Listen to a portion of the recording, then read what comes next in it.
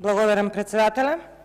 Правата на жените и девојчињата се неотугив, составен и неразделив дел од универзалните човекови права.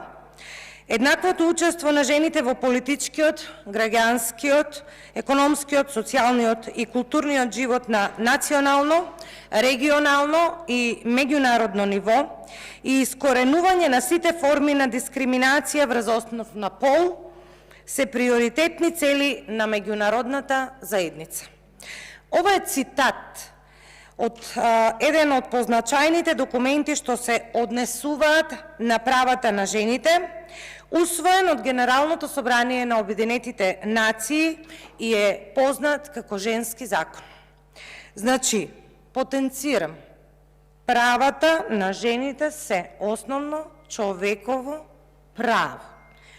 Кој тоа не го знае, еве денеска да сублимираме. Правата на жените се основно човеково право. Затоа 8 марта во 1977 година се прогласува за Меѓународен ден за правата на жените и меѓународниот мир.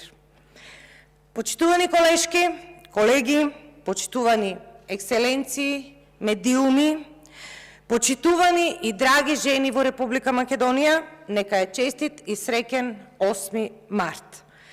Дозволете ми, пред да се обратам, да ги поздравам нашите поранешни колешки, кои денес се присутни во собранието, заеднички да ја одбележиме 20 годишнината од формирањето на Клубот на пратенички. Драги колешки, ви благодариме за сите ваши заложби и борба за унапредување на правата на жените во Република Македонија. Вашите заложби се наш мотив. Благодарност и до поранешните председателки на Клубот на пратенички. Клубот на пратенички на Собранието на Република Македонија е формиран на 7 март 2003 година. Неговата улога е унапредување на правата на жените во политичкиот и општествениот живот преку подобрување на законската регулатива од оваа област со учество и значаен придонес во процесите на пратенички од сите парламентарни партии. Низ годините соработката со граѓанските организации и меѓународните организации во земјава се продлабочи и на тој начин Клубот на пратенички стана партнер и отворена врата во собранието за решавање на клучни прашања за унапредување на родовата еднаквост во Република Македонија. Активностите се главно насочени кон зголемување на родовите квоти со цел еднакво учество на жените и мажите на листите за парламентарните и локалните избори и постигнување на балансирано учество на жените и мажите во политичкиот живот. Овој предизвик е се уште отворен и мора да работиме на зголемување на бројот на жени во извршната власт и бројот на жени градоначалнички, зашто денес и ќе побараме да се донесат одредени заклучоци кои ќе придонесат кон остварување на овие цели.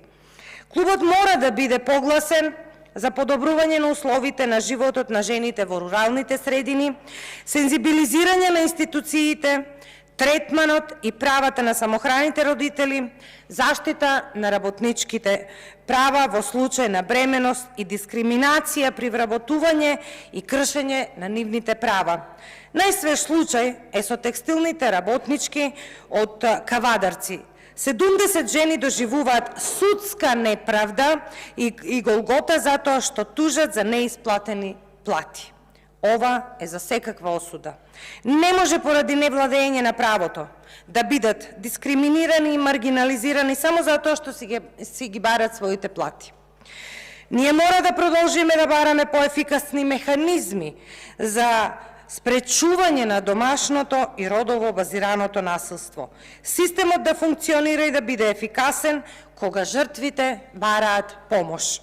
Клубот во многу прилики бараше да се осудат и да се санкционираат сите облици на говор на омраза присутен во јавноста, особено во електронските медиуми, насочен кон жените. И таа борба мора да продолжи. Ако сакаме младите генерации на жени да се вклучат во политиката.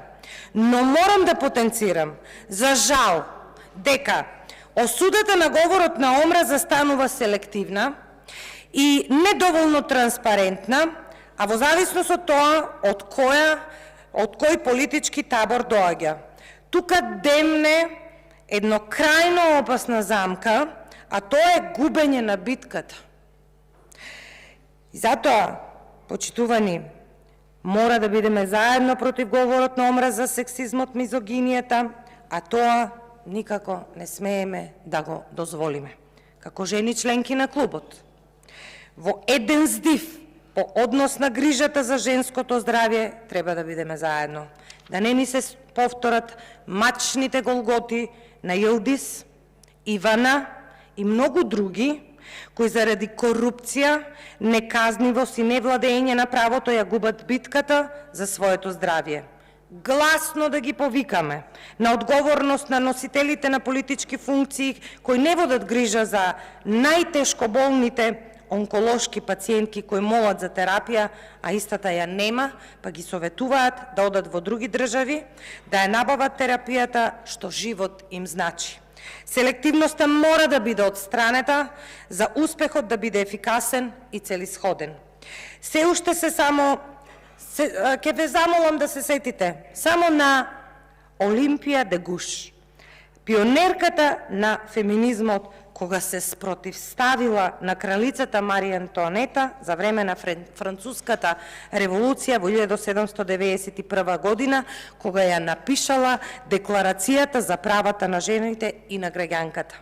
Незината упорност и идеја била причина за незина смрт. Ниту и било лесно, ниту и било едноставно, но благодарение на тие идеи, денес ние благодетите ги живееме.